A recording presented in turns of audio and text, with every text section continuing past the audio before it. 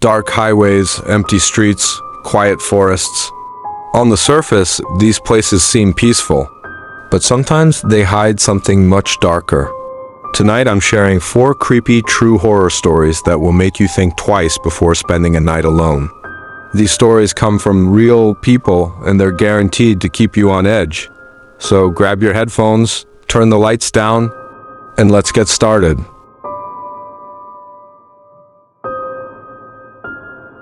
I was driving back home from visiting a friend out of state. It was later than I expected, and the stretch of highway I was on was practically empty. I'd been on the road for about 8 hours already, and the only thing I wanted was a bed. My eyes felt heavy, and the dark, rainy roads weren't helping. I pulled out my phone and searched for a cheap motel nearby. There was one about 20 minutes off the highway. The pictures looked rough, but honestly, I didn't care. I just needed a few hours of sleep before I hit the road again in the morning. When I pulled into the parking lot, the first thing I noticed was how dead the place looked. The neon sign that read vacancy flickered like it was barely hanging on. There were only 2 other cars in the lot, and the whole building gave off this forgotten feeling like nobody had touched it in years. The office had those bulletproof glass windows, and behind it was a man who looked like he'd been working there for decades. He barely spoke, just handed me a key after I paid in cash. Room 7. I walked down the row of doors, each one chipped and faded. When I found mine, the first thing I noticed was the smell when I opened the door. It was this damp, musty odor like the room hadn't been aired out in forever. The carpet was stained, the curtains were half torn, and the TV looked like it belonged in the early 2000s. Still, I told myself, asterisk, it's just for one night. I threw my bag on the chair and sat on the edge of the bed. The mattress sank way more than it should have, but at that point, I didn't care. I locked the door, double-checked the flimsy chain lock, and got under the covers fully clothed. My plan was simple: sleep as fast as possible. I must have dozed off for maybe an hour when I woke up to a sound. At first, I thought it was thunder because it had been raining earlier, but the more I listened, the more I realized it wasn't that. It was softer, repetitive. It sounded like someone dragging their feet across the floor. Outside my door, I sat up slowly, my heart already pounding. The sound stopped when I moved. For a few seconds, there was nothing but silence. I told myself it could have been the wind or an animal. Anything but what my brain was imagining. I lay back down, staring at the ceiling, trying to convince myself I was overthinking. That's when I heard it again, closer this time. Slow, dragging steps right past my door, then nothing, complete silence. I held my breath for what felt like forever before I finally got the courage to peek through the curtains at the parking lot. Empty, not a soul in sight. Both cars were still there, but no one was walking around. That should have made me feel better, but it didn't. Something about the way those steps sounded. It was deliberate. I sat back on the bed, debating whether to grab my things and leave, but then I heard something that made my stomach drop. A soft knock on the door. Not loud, not aggressive, just 3 slow knocks. I froze. My phone was on the nightstand, but when I picked it up, I realized there was no signal. Perfect, no way to call anyone. I didn't move, didn't make a sound. Maybe whoever it was would think I wasn't in here and leave?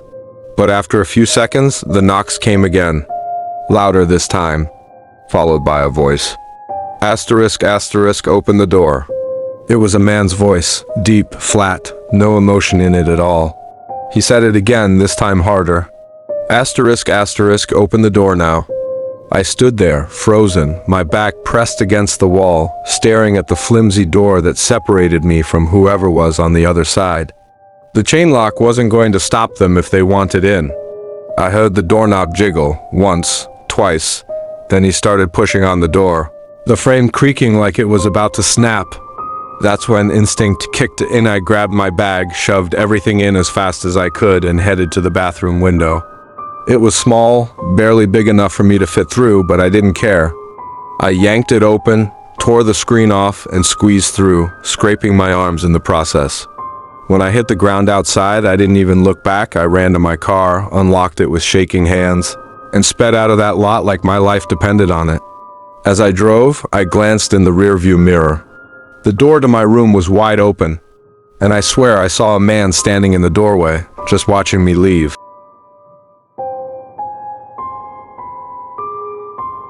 I used to work the overnight shift at a small 24-hour convenience store. It wasn't the busiest place actually after 11 p.m. The parking lot was usually empty, and the store felt almost abandoned. I didn't mind it though. The job was easy: restock a few shelves, clean up, keep an eye on the register. Most nights I'd put my earbuds in and listen to music quietly while I worked. This particular night was like any other. It was a little after 1 a.m. and I had just finished sweeping the back of the store. There hadn't been a customer in over an hour, so I decided to make a pot of coffee to stay awake.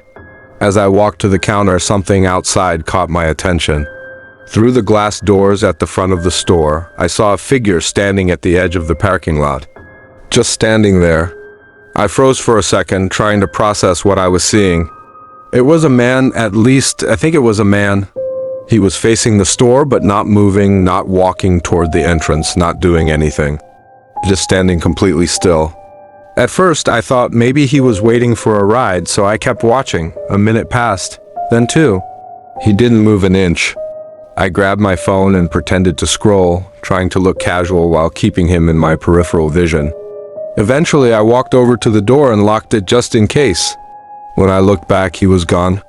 I stepped closer to the glass, peering out into the empty lot, but there was nothing. No cars, no sign of him.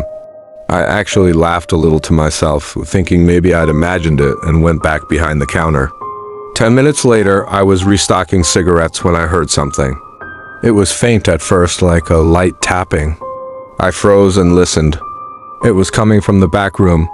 Now that door is always locked, always. Only employees are supposed to be back there.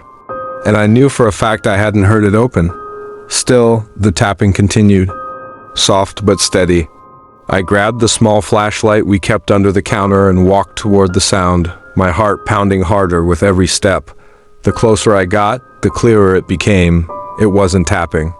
It was scratching. I stopped in front of the door and listened. The scratching was slow, deliberate, like someone dragging their nails across metal. "Hello?" I called out, my voice cracking. The sound stopped immediately. I stood there for what felt like forever, gripping that flashlight so tight my hands hurt. Then, slowly, the scratching started again, only this time. It was higher up on the door, like whoever or whatever was doing it was standing now. I backed away slowly, trying not to make a sound. That's when I heard the lock click. The door began to open. I didn't wait to see what was behind it. I ran straight to the front, slammed through the glass doors, and didn't stop until I was in my car. I locked the doors and just sat there, breathing like I'd run a marathon. After a minute, I looked back at the store. The back room door was wide open, and someone was standing in the doorway, just staring out at me. They didn't move, didn't run after me, just watched as I peeled out of the parking lot and drove straight home. I never went back to that job. When my manager called the next day asking why I didn't show up, I told him everything. You know what he said? Asterisk, asterisk, that's not the first time something like that's happened.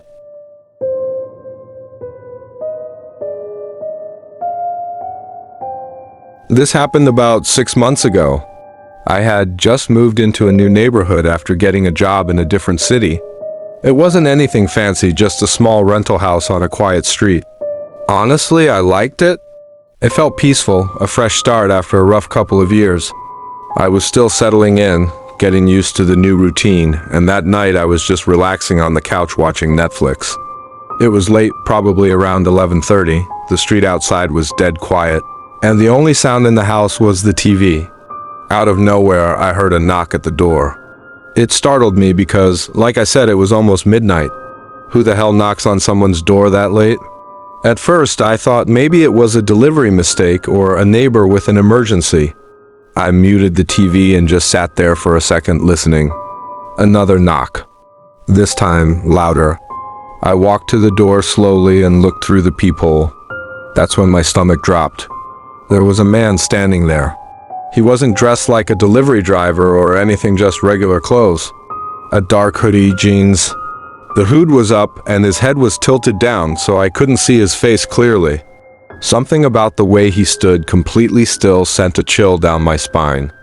I didn't open the door, I just called out, "Can I help you?" There was silence for a few seconds before he spoke. His voice was low, calm.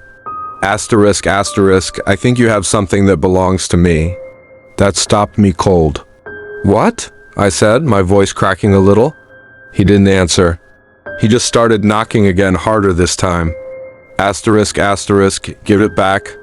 I had no idea what he was talking about. My heart was racing. I backed away from the door and grabbed my phone. No missed calls, no texts. Nothing to suggest anyone left something here.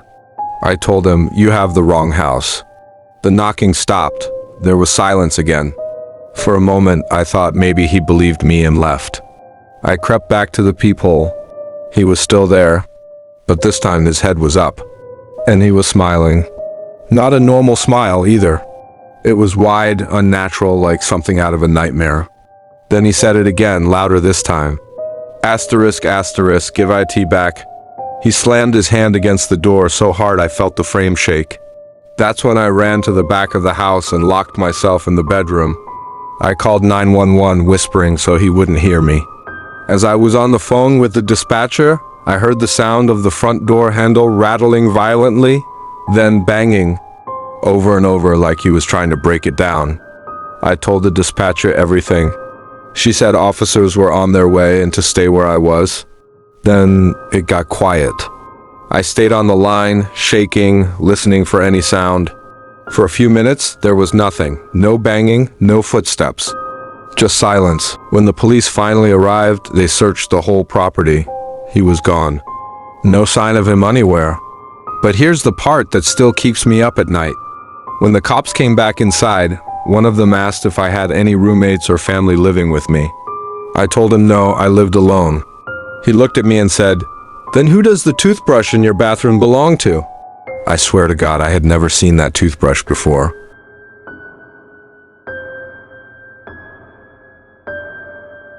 A few years back, a couple of my friends and I decided to go on a weekend camping trip. Nothing crazy, just a quick getaway to disconnect from work and city life. There were 4 of us, me, my best friend, his girlfriend, and another buddy. We found a quiet campground near a large forest, about an hour outside of town. It was early fall, so the nights were chilly, but the air was crisp and refreshing. The kind of weather that makes sitting by a campfire feel perfect. The first night was great. We set up the tents, cooked some food over the fire, shared a few drinks, and told stories until we were too tired to keep our eyes open.